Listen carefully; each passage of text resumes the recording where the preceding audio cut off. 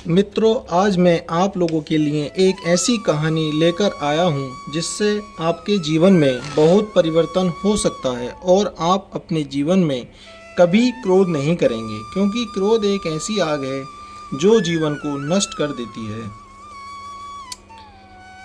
एक गांव में स्वभाव से अति क्रोधित व्यक्ति रहता था, जो किसी न किसी बात को लेकर क्रोध करता रहता था।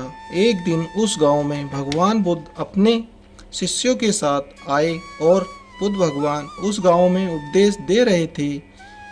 उन्होंने कहा कि हर किसी को धरती माता की तरह सहनशील तथा क्षमाशील होना चाहिए। क्रोध एक ऐसी आग है जिसमें क्रोध करने वाला दूसरों को जलाएगा तथा खुद भी जल जाएगा।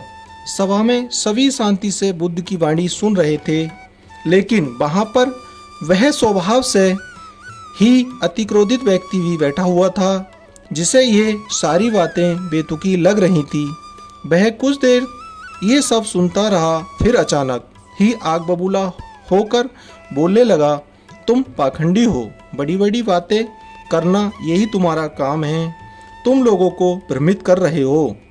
तुम्हारी ये बातें आज के समय में कोई मायने नहीं रखती। ऐसे कई कटु वचन सुनकर भी बुद्ध शांत रहे। उसकी बातों से ना तो वह दुखी हुए, ना ही कोई प्रतिक्रिया की। ये देखकर वह व्यक्ति और भी क्रोधित हो उठा और वह बुद्ध के मुंह पर थूक कर वहाँ से चला गया। और अगले दिन जब उस व्यक्ति का क्रोध शांत हुआ तो उसे अपने बुरे व्यवहार के कारण पछतावे की आग में जलने लगा और वह बुद्ध को ढूंढते हुए उसी स्थान पर पहुंचा जहां उसने बुद्ध के साथ बहुत बुरा व्यवहार किया था। पर बुद्ध कहाँ मिलते? वह तो अपने शिष्यों के साथ पास वाले एक अन्य गांव निकल चुके थे। उस व्यक्ति ने बुद्ध के बारे में लोगों से पूछा और ढूंढते ढूंढते वहां पहुंच गया जहां बुद्ध प्रवचन दे रहे थे। उन्हें देखते ही वह उनके चरणों में गिर पड़ा और बोला, मुझे क्षमा कीजिए प्रभु। बुद्ध ने पूछा, कौन हो भाई, तुम्हें क्या हुआ, क्यों क्षमा मांग रहे हो? उसने कहा, क्या आप भूल गए, मैं वही हूँ जिसने कल आपके साथ बहुत बुरा व्यवहार किया था। मैं अपने किए से बहुत शर्मिंदा हूँ। मैं मेरे दुष्आचरण की क्षमा याचना करने आया हूँ।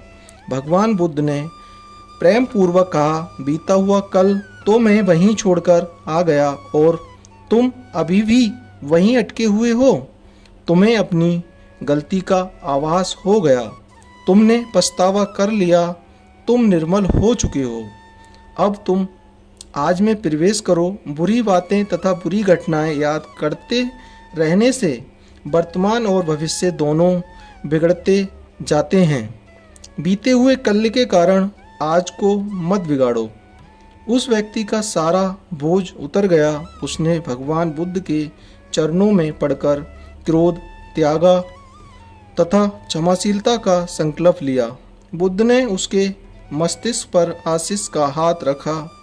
उस दिन से उसमें परिवर्तन आ गया और उसके जीवन में सत्य, प्रेम व करुणा की धारा बहने लगी।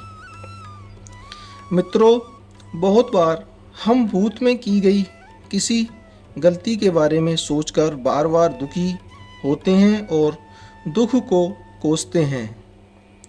हमें ऐसा कभी नहीं करना चाहिए। गलती का बोध हो जाने पर हमें उसे कभी न दोहराने का संकल्प लेना चाहिए और एक नई ऊर्जा के साथ वर्तमान को सुदृढ़ बनाना चाहिए।